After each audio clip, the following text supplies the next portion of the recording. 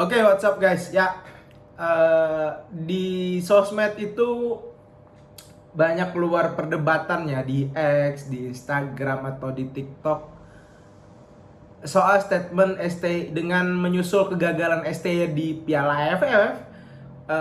Artinya keluarlah statement-statement bahwa STY out, STY in atau STY miskin taktik bla bla bla segala macam.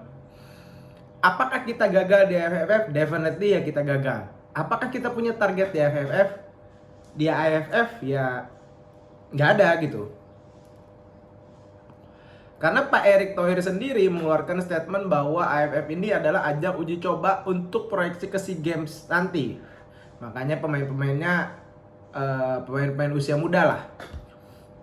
Nah, terus ada beberapa pandit yang gak usah gue sebut namanya, itu kena serangan hacker atau diancam lah karena mengutarakan pendapat STY out dan segala macam. Untuk gue pribadi, apakah STY out atau STY in?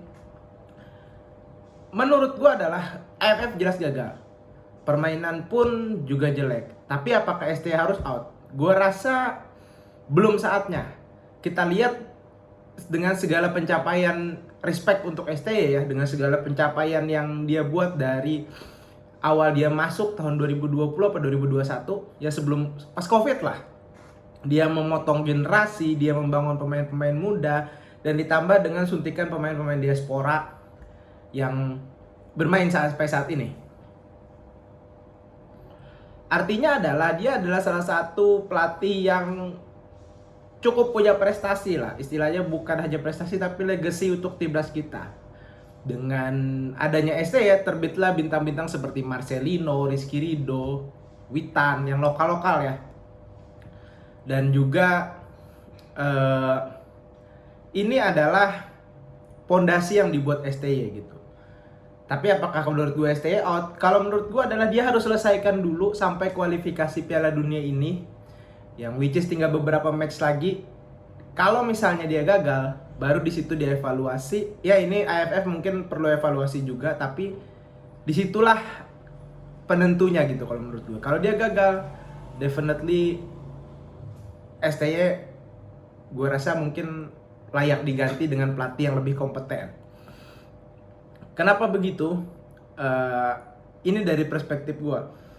Kalau misalnya dia berhasil bawa kita Piala Dunia, ya STY harus perpanjang gitu. Karena ini adalah sebuah prestasi, terlepas dari mainnya jelek, pragmatis, counter attack, bla bla bla segala macam, itu adalah taktiknya dia gitu.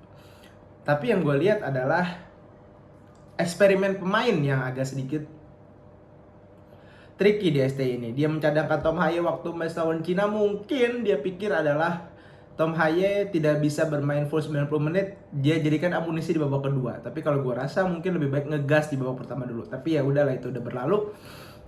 Dan so far gue masih kasih kredit untuk STY, dan dia harus bisa dia sampai dia selesai lah dengan kualifikasi Piala Dunia ini atau mungkin Piala Asia. Tapi ya jujur, apakah kita punya peluang untuk lolos Piala Dunia? Gue rasa kita punya. Dengan materi pemain yang kita punya, sebutlah pemain kita tier 2, tier 3, bukan tier 1 yang main di Real Madrid, di City, di Chelsea. Tapi tetaplah pemain ini pemain berkualitas. Dan kita lihat sendiri di grup ini, Jepang oke lah dia pasti lolos, tapi Australia, Saudi, Bahrain, Cina itu kayaknya selevel dengan kita, dan kita bisa menang dengan mereka karena mereka bermainnya juga nggak bagus-bagus banget dan materi pemainnya juga ya biasa aja. Kalau gue bilang, apakah kesempatan untuk bisa jadi runner up ini yang langsung lolos ke Piala Dunia ini akan disia-siakan? Sangat sayang sekali kalau menurut gue. Dengan harus bertanding di kualifikasi di round 3 atau 4 ya, berebut di peringkat 3-4 ya. Tapi kalau gue rasa harusnya adalah kita fight untuk peringkat 2 karena kita punya chance untuk itu dari materi pemain, dari lawannya juga yang kayaknya selevel dengan kita. Alhasil menurut gue adalah kita harus bisa gas di beberapa sisa pertandingan untuk kualifikasi Piala Dunia ini. Dan menurut gue ya so far kita harus bisa optimis lah.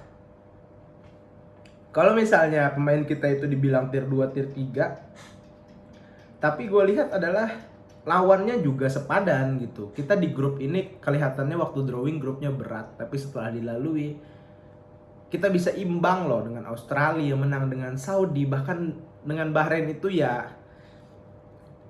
dicurangi lah. Mungkin kita ada blunder sama Cina, tapi ya